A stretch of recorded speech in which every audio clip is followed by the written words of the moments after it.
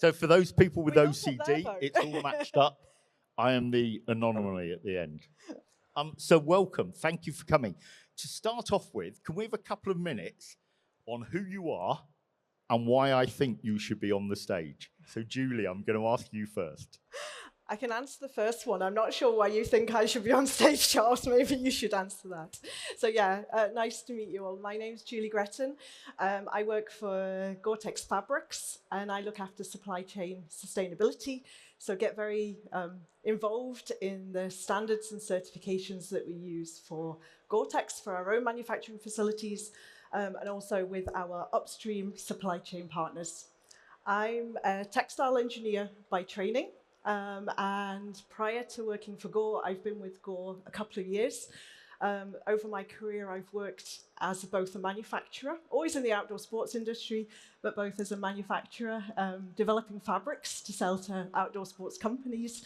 And then I've also spent a large chunk of my career actually working for outdoor brands.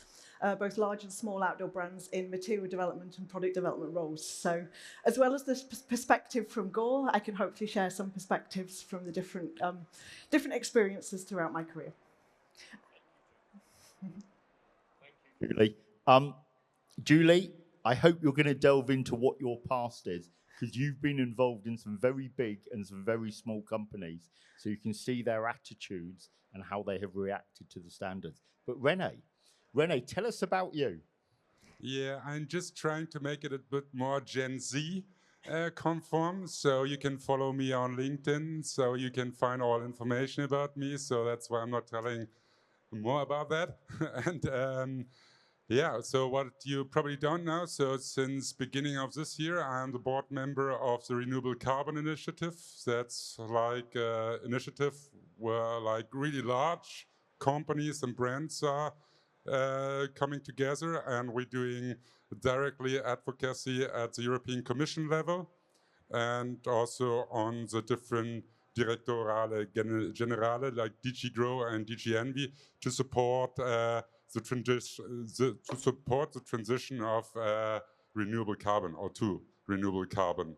And yeah, so why I'm maybe here on stage is because I'm very actively involved in the drafting and execution of the upcoming ESPR for textiles. I'm in the expert panel of the federal level, so German federal level, and on the JRC level, so European level, and also can give you there some updates later on. Stuart, on to you. What can I say? I have a mix of experiences, a little bit like Julie and a little bit like Rene. What people don't know is I'm a skier, and I saw the glacier where I grew up skiing go from being a glacier to an ice cube, which is why I switched careers from management accounting, being a CFO, to working in sustainability. And in that time, I worked for tiny NGOs in France. I worked for Gore. I worked for HIG, which is where a lot of people met me or know me. And I was heavily involved in the drafting of the PEF, the Product Environmental Footprint. To join the workshop area in Hall C4. For its workshop, not every window has the same view. Human rights in garment and footwear supply chains at 12 p.m. And that was the signal that that's enough. Now, just throwing in a little bit of information to unnerve the last two. Yesterday, we hosted the first ever Day Zero, which was exploring the area of between textiles and better practice, whether you want to call it AESG, CSR, or just better. The last two inputted so much to yesterday. Thank you. We had a sellout room. It worked well. I think Julie's going to be on the panel at the next one. They're of this status. But that will be October 28th. But if I can put to the three of you, I pulled out 5 site standards. I pulled out Blue Sign, Fair Wear, the HIG Toolkit, the incoming tools around the EU Green Deal, and B Corps. Where did I get it wrong? Stuart. You know I'm going to jump in. The Hig toolkit is a toolkit. It's not a standard. You could consider it de facto a standard tool because a large part of the industry is using it, but it's really just a set of tools like a screwdriver, a drill, a calculator, probably more a calculator than a screwdriver or a drill actually, that enables you to measure your environmental impact and look at your social impacts as well. Can we go into a bit more detail about the Hig? There are essentially 5 tools. Yes. I regard it as a platform, as you said, of tools, and you choose which ones. 4 of the tools get none of the publicity. Only one, the Material Standard Index, is there that much talk about. If we can park the MSI, can you go into a bit more detail about why the first 4 standards, the first 4 of the tools, are now actually the base that the whole of the industry runs on? Can you give us a bit of detail about what these tools are? I think it goes back to the history of the tools when we were all measuring our environmental and our social impact, but in different ways, using different methodologies, starting at a different point, finishing at a different point. So when the industry came together with what was then called the SAC, the idea was to provide a standard set of tools that would enable comparison. Start at the same place, measure the same thing, finish at the same place. And that's why there's a large uptake, because it is comparable and essentially also it is shareable. And we are in an age where we need to share and collaborate. And if we don't have that, it's difficult or impossible to reach any kind of sustainability.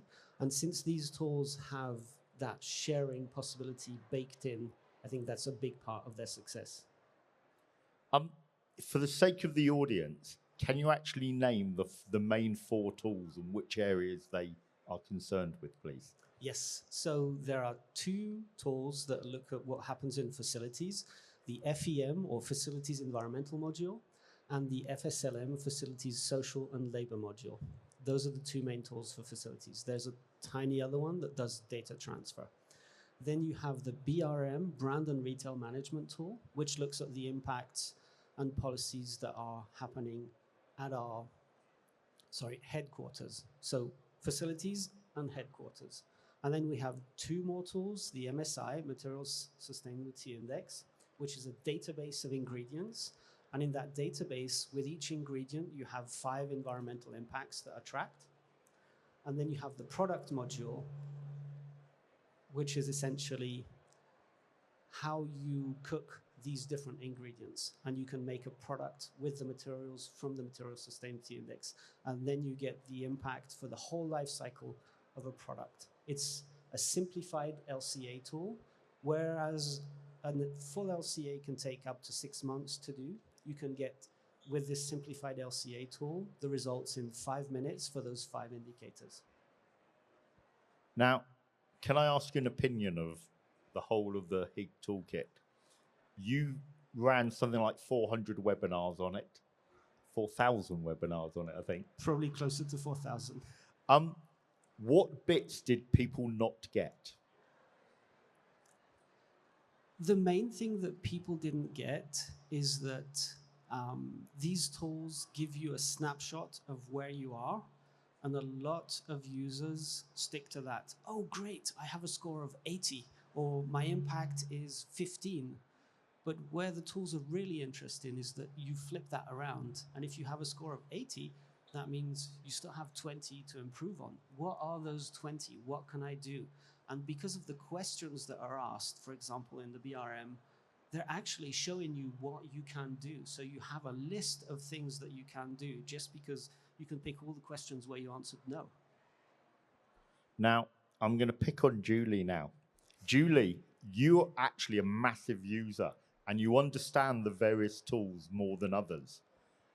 Why is the Hig set of tools the default that we all use? What do they bring to the conversation that no other set does? So for our manufacturing facilities, so for our own lamination plants, and also with our upstream supply chain, we use the FEM, and the FSLM. So that's the Facility Environmental Module and the Facility Social and Labour Module. And we conduct those on an annual basis. We do the self-assessment, and we also get all of our results verified. For us, and Stuart touched on this on collaboration and sharing, we can do the assessment once and get it verified once, and we can then share it with any of our brand partners that use the HIG platform. So for us, in terms of that collaboration and actually using our time effectively, so we do the assessment once, we can share it with all our brand customers, and they can see how we're doing, they can see where we've got room for improvement. It's a really good kind of use of time in that we can share very broadly, so that element of collaboration. The other thing we like about both the FEM and the FSLM, going back to kind of what Stuart said in terms of what people miss, we always build our performance improvement plan using the outputs of those HIG tools and together with our Blue Sign assessments. And so that allows us to build our performance improvement plans for our facilities. So it really helps us to identify where we need to focus in a spirit of continuous improvement to get to best practice and hopefully close that gap to the kind of the 100% mark. So that all sounds very cozy. Renee, this is where I bring you in. You're best known for your work at Valde. Valde created Green Shape because there was nothing that was satisfying that side. Can you expand a little bit more about Green Shape on both why you created it and the detail of what it involved? So it looks at different things to what the HIG toolkit assesses. Yeah, do not disappointing you. So the HIG is not really part of the Green Shape, because we are looking here predominantly on certifications, because we wanted to create like a system, like an eco-design tool, which covers all stages of the entire product life cycle and not only specific parts out of that. And we also didn't want it that we have like thousands of hang tags on the product from the specific labels. And there are still some criteria which are not really measurable in kind of certifications, like washing and carrying instructions and also end-of-life possibilities of a product. And that's why we created the Green Shape in the beginning, and then we expanded it. And now we are in the third version, where we put a lot of efforts, a lot of resources in. I was saying it's one of the most comprehensive system to include all aspects, including the design phase of how to design a product, that it's got an eco-fit, eco-design, and then of course on the material level. And what we also learned is that we need to have it based on existing standards and based on existing certifications to be somehow creditable. And also we added like new approaches, especially on the chain of custody models. You know, I'm a big fan of the mass balance approach. And this we also included here, and there's so far almost no other system which is including also mass balance system on an eco-design level. And that's also what why we put this in, and plus all the social compliance criteria like Fair Wear Foundation, but I'm not an expert on that, I have to admit. So, Renee, can I just put you on pause and look to the audience? Can I have a show of hands who feels confident that they know what mass balance is? You're hearing it an awful lot more within conversation. Is anyone, we do have some people who feel confident. Renee, do you want to explain, or I'm going to go to Mark? How would you like to explain the role of mass balance, or shall I ask Mark? the role and the importance of mass balance, or what mass balance is? What it does, yeah. What it does. So actually, what is the easiest example? Okay, it's no more book and claim for renewable energy. Talk electricity that you buy in. For okay, yeah. So it is actually book and claim, but it's a bit similar. So when you're using 100% eco-electricity out of your plug, of course, it's not 100% renewable energy. Here in Germany, for example, it's not 100%, there's also some fossil parts in that, but you're allocating 100%. So somewhere in this grid, in the system, 100% of renewable energy needs to get as an input. And this you are allocating. So this word is really important, allocation. And this is similar now on like when you're looking on materials. When you got really complex systems, very large systems like Verbundsites, where, for example, like a steam cracker is involved. How many of you know what the steam cracker is? No, okay, no. More easy way. Okay, more easy way. Which is not a good example, by the way, but fair trade chocolate, fair trade cocoa. That's an easy one. So everybody of you knows probably fair trade chocolate, right? Who knows fair trade chocolate? Fair trade cocoa? Yes, we know everybody. Tony's chocolate. Yes, exactly. So this is actually mass balance. So it doesn't mean that the chocolate, what you're eating and what you're buying, purchasing, that the cocoa inside is really like a fair traded cocoa.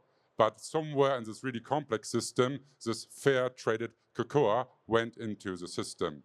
And just to allocating the amount, you just getting credits. And for this, you need a certification. Without a certification, there is no mass balance.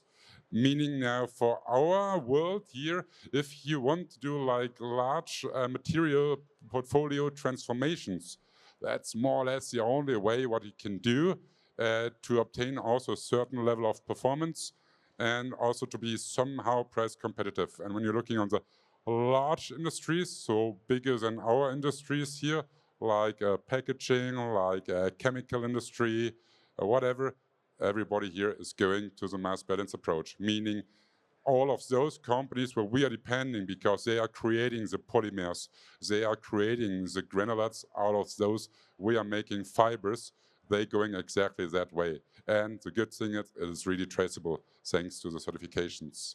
And yeah. So Great, Rene. If you still didn't understand that, don't worry. When Rene first explains things, he goes into a lot of detail. Research it yourself. It's going to be core conversation within this industry very soon. And the area that very we're short to add, sorry, yeah. Just very short to add, there's a really great white paper from the Ellen MacArthur Foundation where it's really well explained. So I just recommend it to you. Just go on Mass Balance at Ellen MacArthur Foundation and just check on this one. It's for free. One of the things I want to throw in at this stage, I'm one of the judges of the Fabric Forum where we look at the 2,500 swatches of new materials. There was a conversation that if we naturally look at recycled feedstock, we think mass balance is going to come into recycled feedstock, especially with PET, our most common fiber, disappearing as old bottles are looped back into new bottles. So there's some interesting conversations. So you don't have to understand it now, but it's going to be central to conversation. But what I want to challenge the three of you for, I gave my 5 that I pay attention to. Which would you add and which would you take away? So I said blue sign, I said fair wear, I said HIG, I said the EU tools coming in, and I said B Corps. Or do you agree? And I really hope that you don't agree. Is it fair to start with you, Julie? What else do I need to put in? Yeah, I think your 5 are quite a mixture between product. That's a polite way to say it's random and dangerous. I didn't quite say that, but between, I guess, product, facility, and business. And I think actually that you do need more when you look at everything we're doing with sustainability, because I do think there are some gaps, and you called the gaps out yourself. So particularly if we're looking at product level certifications, having that kind of verifying the sustainable content in your product. So you mentioned the textile exchange suite of tools. I do think that they're important because if we are using recycled content, actually having GRS and RCS, one of those, I'm really happy that Textile Exchange are bringing in the material matters standard and bringing them down to 1, because I think it's super confusing that there's GRS and RCS today and other recycled content standards. So, and then if other product features that are less in the Gore world, but things like organic cotton, responsibly sourced animal fibers. So I think they were missing from your 5, and I don't think any of those 5 even try to cover those. They don't want to cover those. Looking beyond the outdoor sports industry, so also thinking about the Gore business, we have the business where we can create Gore-Tex for the outdoor sports consumers. We also have a quite large professional business where Gore-Tex goes into PPE and safety and defense and our firefighters and things like that. And that industry uses a slightly different suite of tools. And I think that's one of the challenges we have, where we sometimes have to have overlapping standards that do similar things. So in those industries, you mentioned Urcatex. Urcatex Standard 100 is still very, very dominant and recognized.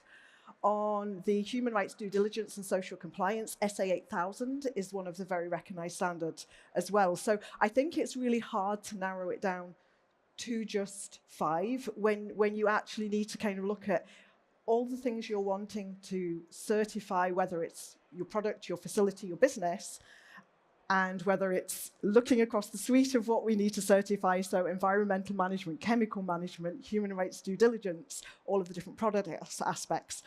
I don't think you can narrow it down to 5. And I've called out the ones that are also important that we look at from a Gore perspective, but there are lots more as well.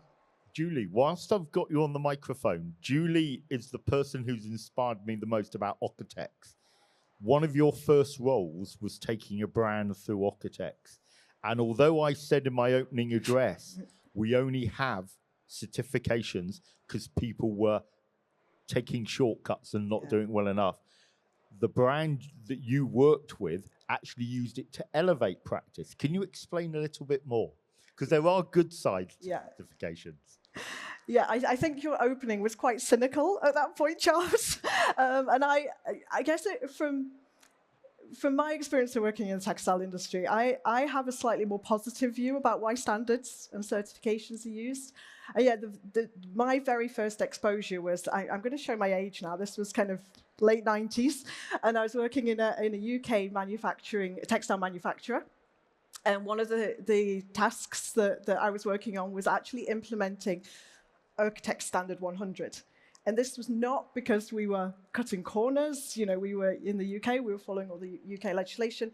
It was because we wanted to demonstrate that we had good chemical management practices. So we did that. And also, through implementing that standard, it gave us insight into kind of the best practices that Urcatex laid down as part of their ensuring no harmful chemicals are used on the product. So it actually gave us that opportunity to, as well as implementing the standard, learn and improve. So we used it as a way of demonstrating best practice and also allowing us to have that continuous improvement. So, and throughout my career, I've always seen standards in that way. Maybe I've been lucky in that I've been working with brands and manufacturers that aren't looking to cut corners. But I think standards actually can be a really positive help in terms of, continuous improvement and driving best practice. And we see that today with the standards we use. Blue Sign, is one of the standards we use a lot at Gore. And, we're a Blue Sign system partner. And as well as allowing us to say, we're meeting this RSL, this MRSL, through our assessments, it really does help. And I talked about our performance improvement plan, but really drive that improvement. So I think they can be a force for good. Julie, this is just a warning that in 10 minutes, I'm going to come to you all to wrap up. And I'm going to ask you which of those 5 aren't worth it and what would you put in instead? So a bit more of a closed question, so I'm giving you a warning. But Renee, I want to come to you. Just like Julie looked at my 5 and gave me subtle hints that I'm not having the most integrated set, why should I look at green shape is the question. Again, as what I mentioned, because it's the most comprehensive one what we're having, and we have included not only 5 standards tools, certifications, we have included, it's very difficult to say now, but it's about 40, 50 different ones, or even more. Oh, so wow. we have I a didn't realize it was huge so big. variety on this one. Just also, for example, for recycled materials, we have not only put in like the GIS and the RCS, because there are so many more, also which are related to plastics, to other materials, except textiles. And we are really looking at what is the scope of a standard. So what is the scope, or what, and also what we want to achieve. And the other thing is just like, okay, what is the certification body? And the standards are often very similar. They just have a different name. And that's why we want to have a broader variety. Also, according to, oh, I just forgot this, there's one kind of law kind of on the ISEAL initiative. So when the standard is ISEAL conform, that it needs to be sorry, forget it, but you cannot take out, or you cannot leave out other standards for like some reason or without a reason. So you need to be open for also other standards. Please, in the audience, if you find the word, I just don't find the word, even not in Germany, not German, but there's some kind of restrictions on that one. Say the word in German, we'll get the I don't know the word in German. All right, okay. I just don't know. No, I just forgot it, sorry. But there's some kind of restriction, which in this case, where you need to be open to also allow other standards into a system. And I think what is right now most important, because coming back to regulations here, to the ESPR as well, this will be kind of a framework of a roof. And underneath that, we will have certain certifications, standards, which are approved by the ESPR. Meaning, if you are like a standard owner or like a certification owner, now is the time to just advocating for this one on the European level, that this standard is becoming accepted, because when this regulation will come into place and your standard, your certification system is not in there, it is, sorry to say this, it's almost worthless, because there will be mandatory rules for everybody who brings products onto the European market, and they need to comply with it.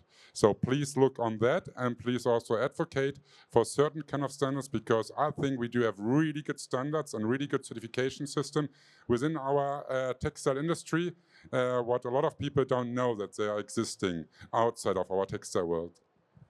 Rene, you've actually brought in my next question to this answer already, which is I was going to ask the three of you. So Stuart will start, not only with where I've got it wrong, but if you want to send a message directly to the EU right now, you were talking about EPR, which is the Eco-Design for Sustainable Product Regulation. So I'm explaining it for others. What should we be improving? Where do we need to look to make it better? So Stuart, to start with you, I gave 5. Where did I get it wrong? And what should I be putting in your opinion?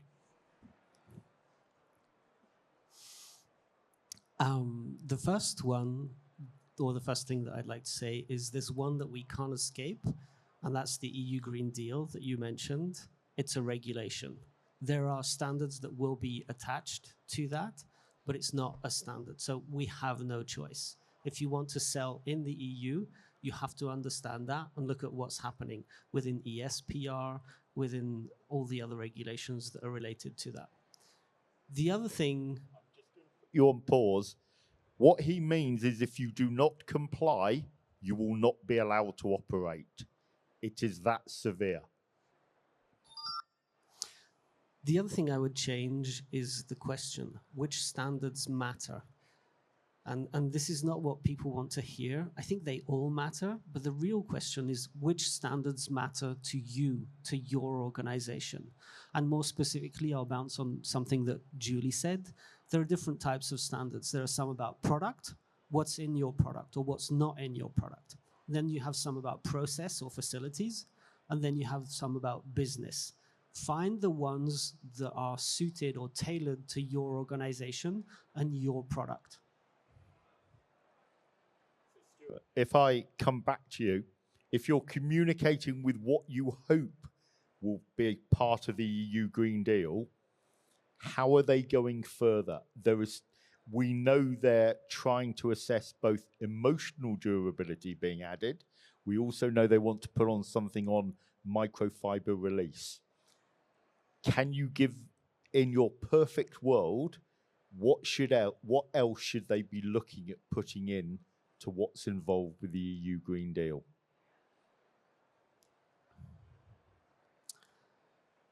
Limiting production volumes. Because if you reduce the impact of a product by 5%, which is amazing, and if you do that across the whole of your product range, it's really cool. But most of us are selling 7.5% more year on year, so the math doesn't add up. And that's where a limitation on the volumes, which doesn't mean a limitation of profits, is going to come in or will make a change. Sound.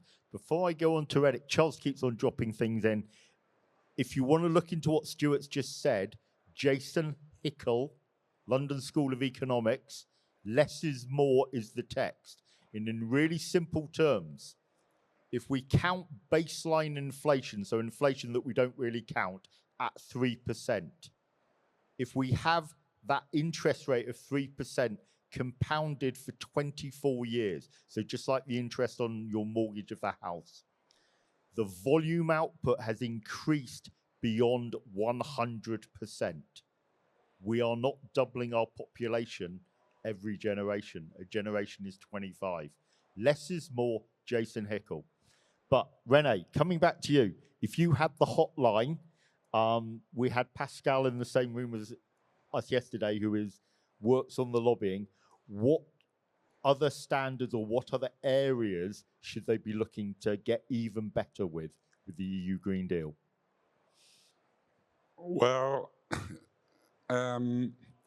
first, it should be taking out the complexity out of the requirements, because what has now been proposed is so complex when you're just looking on the documentation of the second stakeholder workshop of the JRC. It's got about 400 pages. So who's reading that? It's 400 pages, and where you could have commented on that one. I think it's not that we need to add that much more. It's just like steering it in the right direction. And also what we all know is why do we need regulation? So in the past, I was not a big fan of regulation. Yesterday, I said I was once been arrested by the police for making art, which was not allowed. So, but now I'm a big fan of regulations, actually, because I can see that we have an economic hurdle, so border kind of, or wall, because we want to introduce new technology, more sustainable technologies, but they're just too expensive, so we cannot afford that.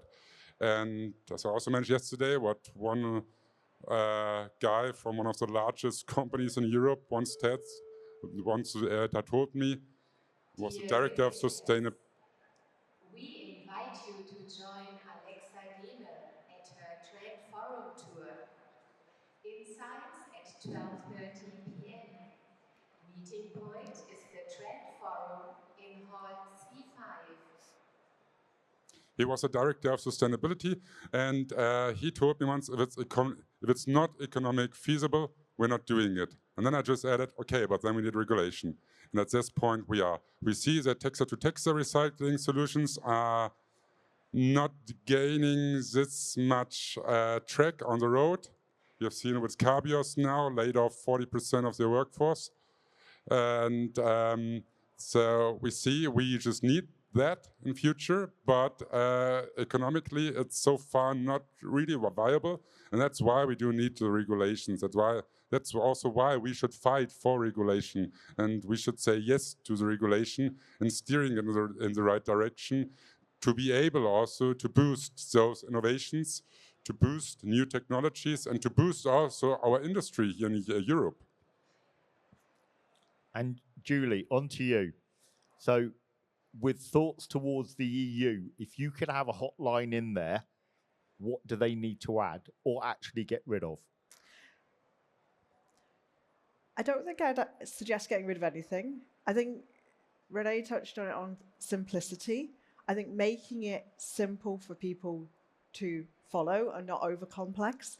The other thing I'd encourage them to do is stage it at a speed that the industry can adopt. If it comes in all at once, I think it will be overwhelming and people will just, it'll be confusing for us all and cost will come into play. I think if it's phased in a way that also is realistic, that allows the industry to evolve, so we get to that kind of the vision is really important. But if everything comes at once, it perhaps might be too much for the industry to deal with as well. So I think kind of that keeping it simple and keeping it phasing so it stretches the industry, but it's just not completely unrealistic as well. Having seen the current timetable, is that more in your approval or is there too much coming at once?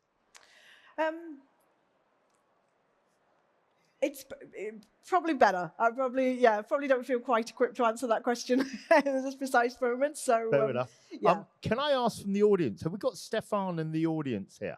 If he is, show your hand. Stefan is a specialist who's going to be talking about the EU Green Deal tomorrow at 11:15 on this stage, so you can really delve into it with him. But yes, thank you. So I'm going to open up to the audience questions in a couple of minutes' time. I want you to now highlight what should we have been talking about on this panel that we've skirted around, because I've been very much steering the direction. What else should we have included in the conversation?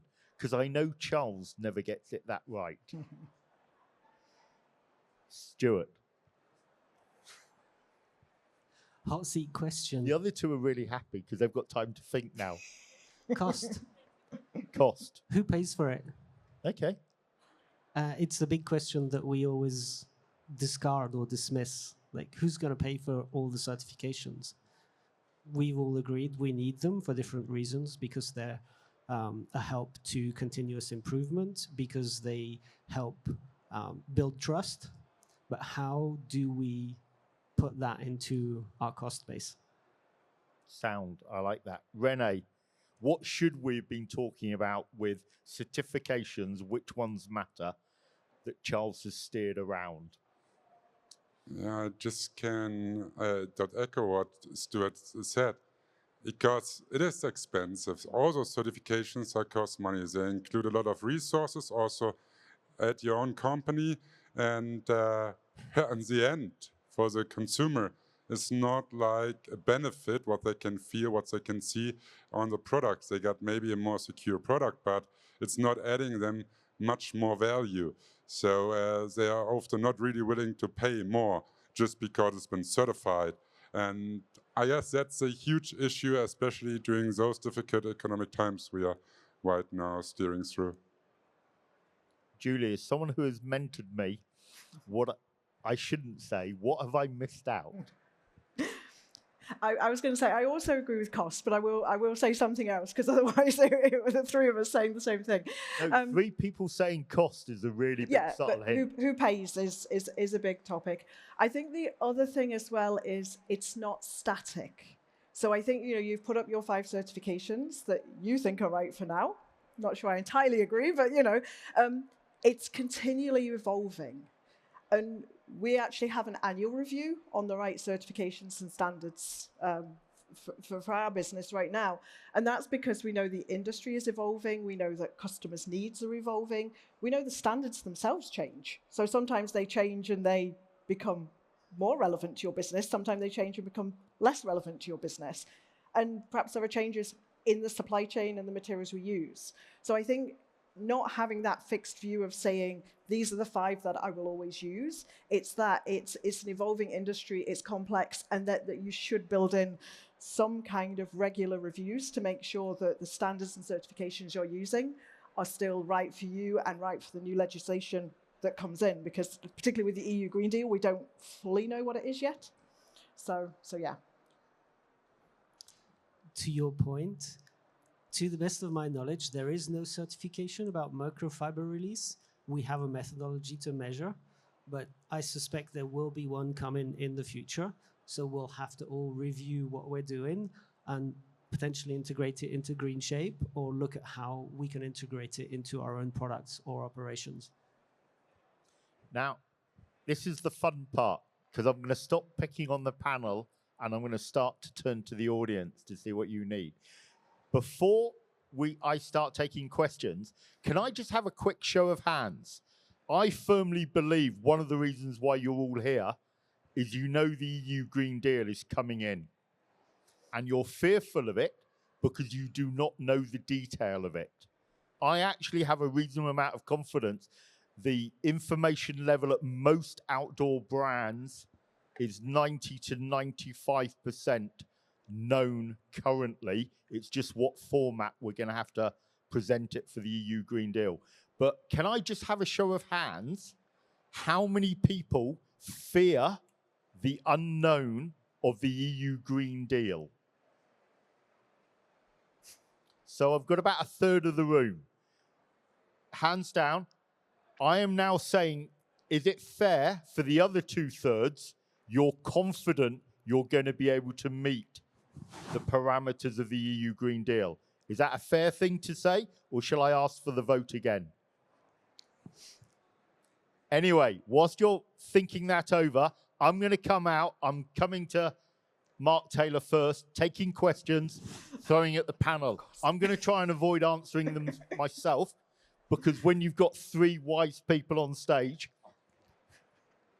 And can I also point out, we're all material nerds in this room. We're not necessarily extreme users. I've got a guy behind me who successfully completed the winter spine race this spring. If you want to know about enduring materials at the hard edge, find Liam afterwards.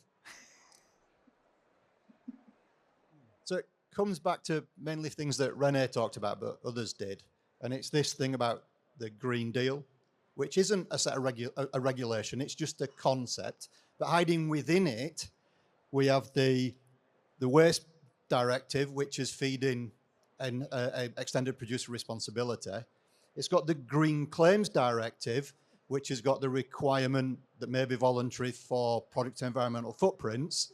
And then it's got, checking my notes, ESPR, Eco-Design for Sustainable Product Regulation, which has got its own set of footprinting tools and durability measuring tools, which are different to those in PEF, but are going to go with your digital product passport, which is compulsory. And yet somebody said it's not that complicated. Well, just to add on that, René, can I just summarize this question? Because I don't think the audience has correctly assimilated it. Mark has just flagged up, we've got the EU Green Deal coming in, and 2 parts of it are in conflict with each other. Is that fair to say, Mark?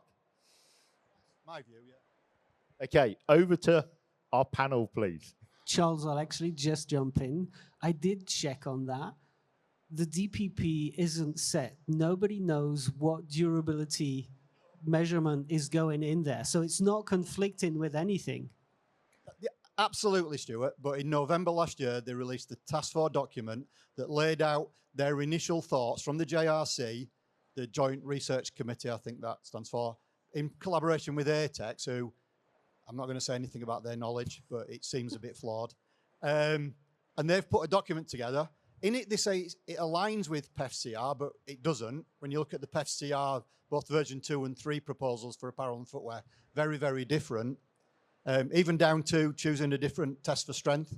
In the ESPR suggestion from the Task Force document, because they misread a paper by Cooper and Claxton, they make you do a pilling test on every garment, including jeans and formal shirts, because they, a bit where Cooper and Claxton said it's the main reason for returns, for disposal of knitwear and jerseys, but they read that to be all garments.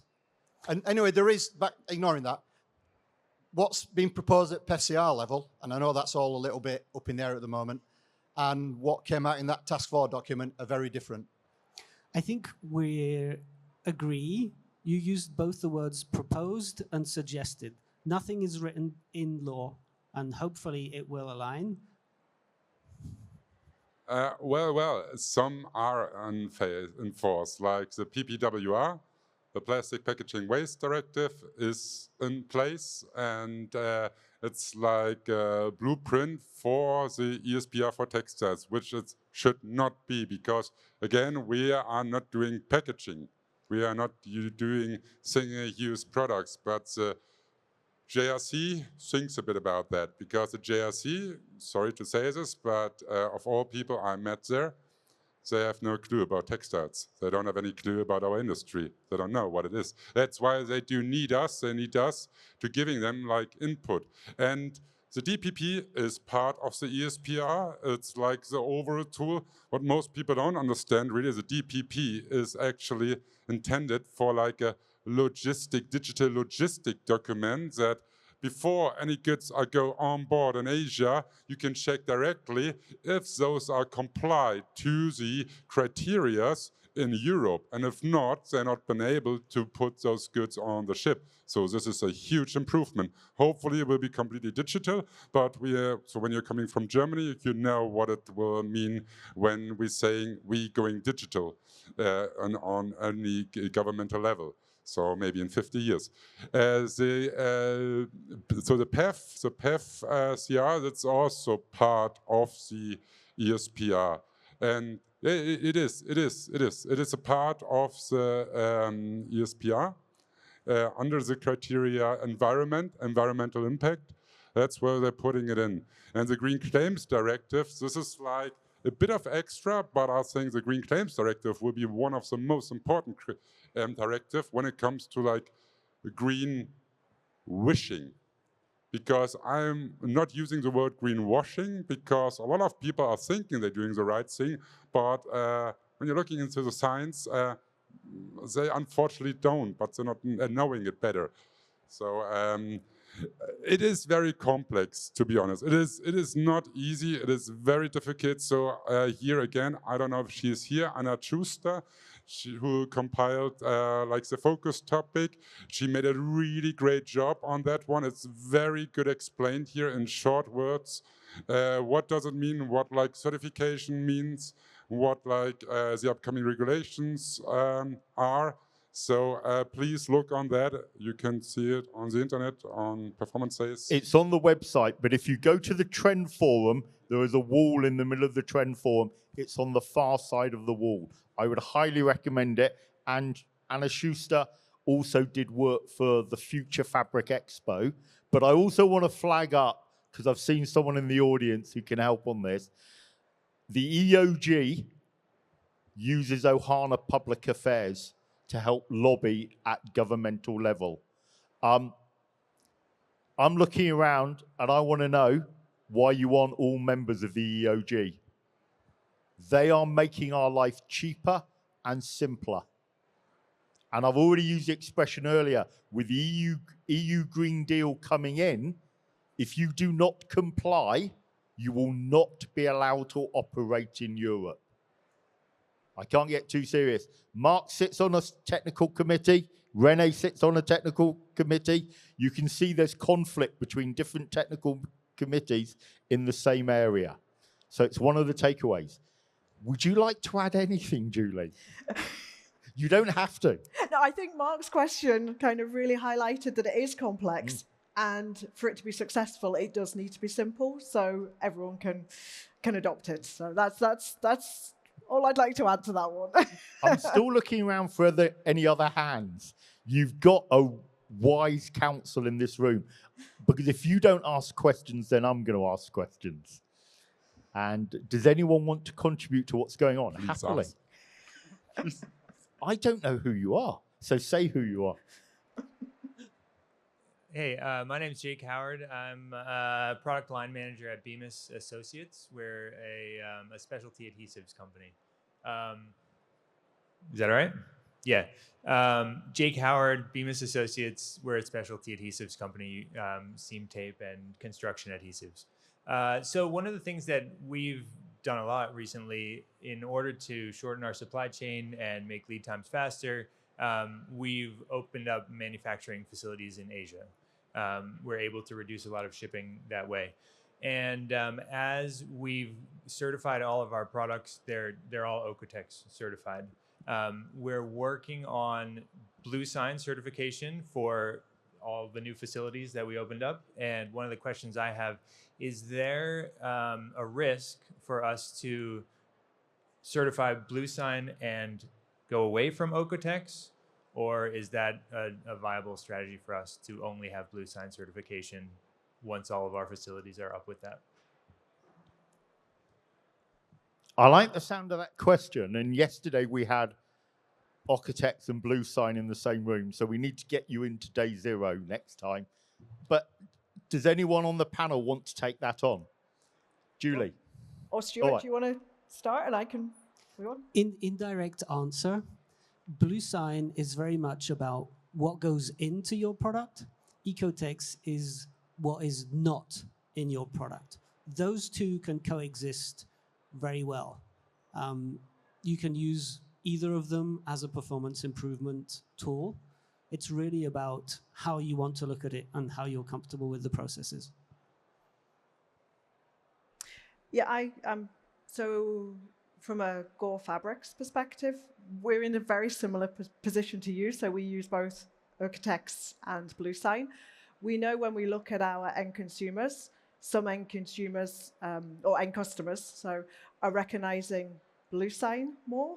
There are some markets that, on the more technical side, that perhaps don't recognize Blue Sign and recognize Okotex Standard 100. So at the moment, we have decided, even though there is an overlap, so in terms of the kind of end product, so even with Blue Sign, we are checking there aren't harmful chemicals on the product at the end, as well as the input stream management.